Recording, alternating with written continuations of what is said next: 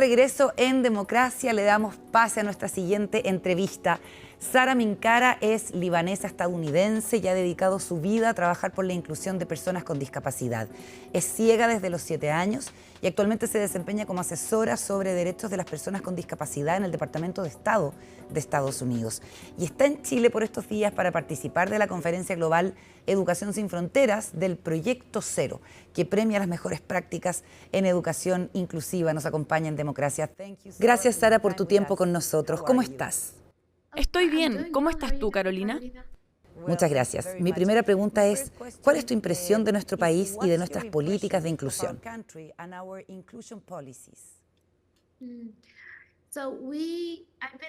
He estado aquí 2 días y ayer tuvimos una gran conversación con organizaciones de la sociedad civil de personas con discapacidad y pudimos armar un tipo de paisaje sobre la inclusión de la discapacidad en Chile. ¿Cuáles son algunas de las maravillosas prácticas que Chile tiene que ofrecer al mundo y cuáles son los desafíos?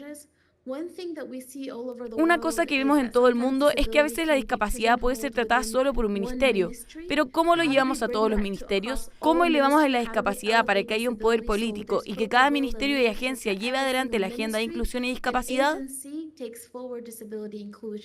Entonces, no es solo el Ministerio de Desarrollo Social o del Trabajo, pero cada ministerio que se centra en la acción climática, que se centra en la respuesta de desastres, ¿cómo aseguramos que la discapacidad sea parte de esas conversaciones y que haya una política nacional de discapacidad que lo unifique todo? Ha sido increíble conocer a las organizaciones de discapacidad en Chile y aquí estamos en la conferencia del Proyecto Cero. Lanzaron la primera conferencia en Latinoamérica y hoy vinieron 600 asistentes de todos lados del continente. Ha sido muy hermoso estar aquí. Claro. Ahora, ¿cuáles son las mejores prácticas educativas para las personas con discapacidad en tu experiencia? ¿Qué es lo que realmente funciona? ¿Las mejores prácticas educativas? Sí.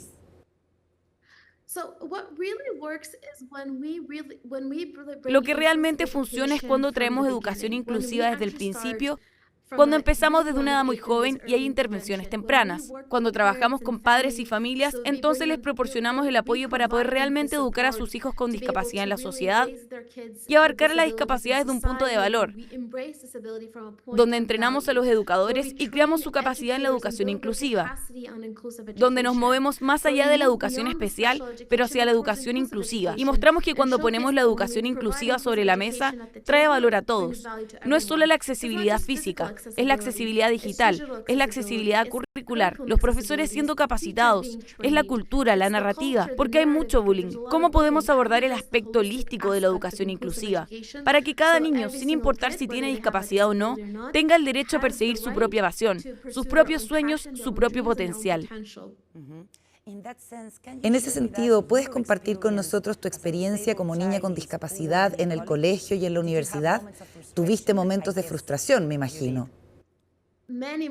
Muchos momentos de frustración, pero para ser honesta, hay 2 variables principales de por qué he podido lograr lo que he logrado. Uno son las leyes y legislaciones que mi país dio en los Estados Unidos, que me dio el derecho a ir a mi sistema de escuela público.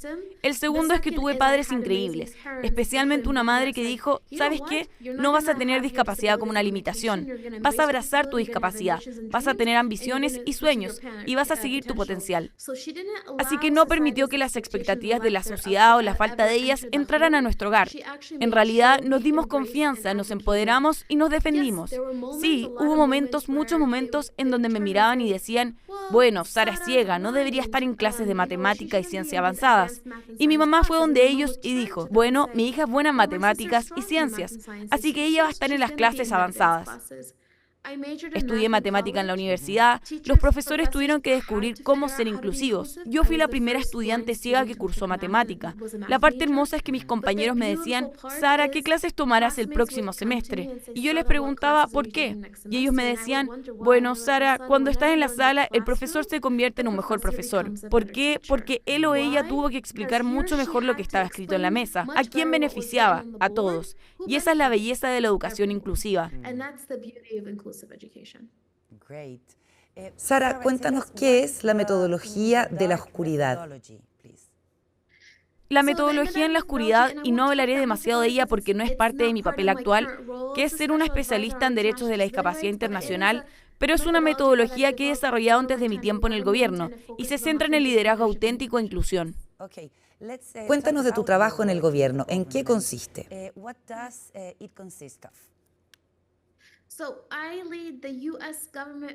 Yo lidero la política extranjera del gobierno estadounidense sobre la discapacidad en todo el mundo, así que mi mandato es asegurar que la inclusión de la discapacidad avance de manera global y que llevemos la inclusión de la discapacidad a nuestras prioridades políticas.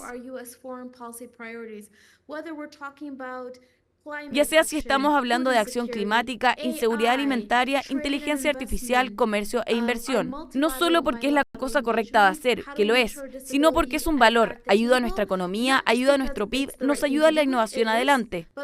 Hay tantas conversaciones en el mundo donde las personas están hablando de inteligencia artificial, acción climática, todos estos temas diferentes, y la discapacidad no está ni siquiera sobre la mesa. Así que nuestro objetivo es asegurar que traigamos la discapacidad a sus espacios.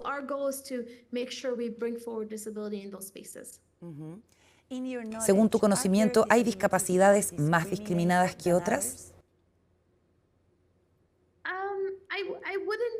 No, es una pregunta muy difícil porque hay tantos tipos de discapacidad. Algunas son visibles, algunas no son aparentes. No me gusta usar la palabra escondida, no son aparentes. Hay diferentes tipos de estigmas que se manifiestan hacia diferentes tipos de discapacidad. Una persona con una discapacidad visible podría enfrentarse a una discriminación inmediata o estigma, mientras que una persona con una discapacidad no aparente, su desafío es que sí comparten la discapacidad, serán estigmatizados. Harvard Business Review recalcó que no recuerdo cuánto, como el 70 y algo por ciento de los empleados todavía no quieren declarar su discapacidad. Hay desafíos en todo el mundo, no es negro y blanco, pero al final tenemos que asegurarnos que cuando estamos mirando a las discapacidades, está la discapacidad psicosocial, la discapacidad cognitiva, intelectual, física y sensorial, y todos somos diferentes. No una persona con, digamos, una persona ciega. Una persona ciega no es exactamente la misma que otra persona ciega, porque también hay múltiples identidades. Por ejemplo, yo soy una mujer, soy árabe americana, tengo tantos matices distintos en mis identidades, que podría enfrentarme a otros tipos de narrativas también. Lo entiendo perfectamente. Sara, ¿cómo pueden las empresas promover políticas de inclusión? ¿Qué importancia tiene para nuestras economías? Es súper importante. Una es, bueno, el Banco Mundial ha estimado que si no incluimos a las personas con discapacidad en nuestra economía, impactará nuestro PIB por un 7%. Creo que es más que eso, pero digamos que un 7%, que ya es bastante enorme. El empleo inclusivo para mí no se trata de cuotas, se trata de entender los muchos niveles de barreras que nosotros como personas discapacitadas enfrentamos, empezando con la educación inclusiva y la educación. ¿Cómo desmantelamos las barreras en la educación? ¿Cómo desmantelamos las barreras en ser capaces de postular a trabajos, de acceder a los trabajos, de acceder a las accesibilidades en los trabajos, de enfrentarnos a las barreras culturales y los trabajos, para que podamos alcanzar liderazgo? La gente no se da cuenta ahora que muchas empresas están usando inteligencia artificial para el proceso inicial de aplicación, ¿verdad? La IA está basada en datos y muchos de los datos no son parciales. Las plataformas de la IA muchas veces eliminan a los aplicantes con discapacidad. ¿Por qué? Y voy a citar, no los ven comportándose en un lenguaje corporal normal. ¿Cómo entendemos la IA si no entendemos la discapacidad?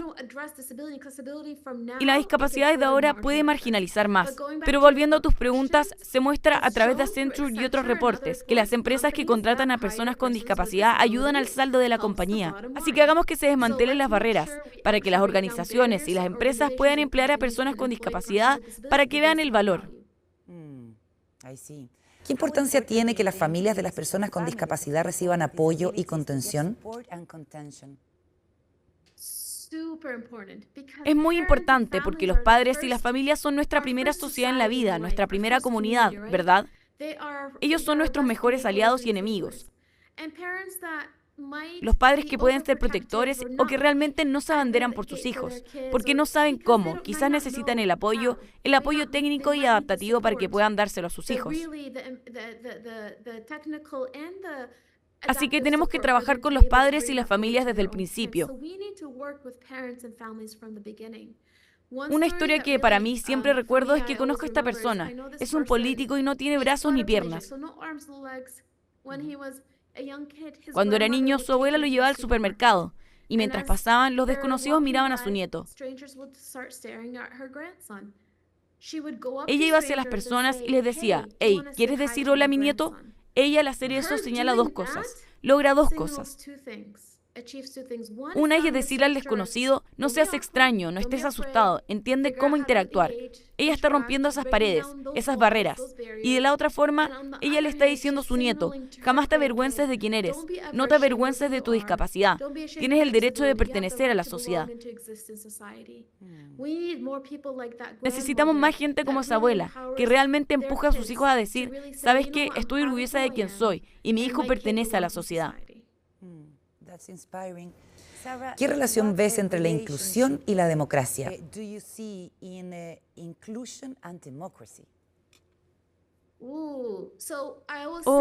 Les diré que una democracia realmente fuerte, una democracia saludable, es cuando incluimos las voces de todos. Y cuando decimos a todos, eso incluye a la comunidad discapacitada, que incluye al 16% de la población mundial, y podemos traducir eso al porcentaje de nuestra sociedad. Y la democracia no es solo poder acceder a los locales de votación, poder votar, poder postularse a algún cargo político, estar en los puestos políticos, poder participar en la creación de políticas públicas, no solo en cuestiones relacionadas con la discapacidad, sino en todas las cuestiones. Poder traer la voz de la discapacidad a todos los aspectos de nuestra sociedad, porque eso creará una democracia más saludable. Y estamos todos en ese camino. Cada país podría enfrentar diferentes barreras hacia ello. Tenemos que continuar eliminando eso y estar en ese camino hacia una democracia inclusiva. Sara, muchas gracias por esta gran conversación. Por supuesto, fue increíble hablar contigo, Carolina.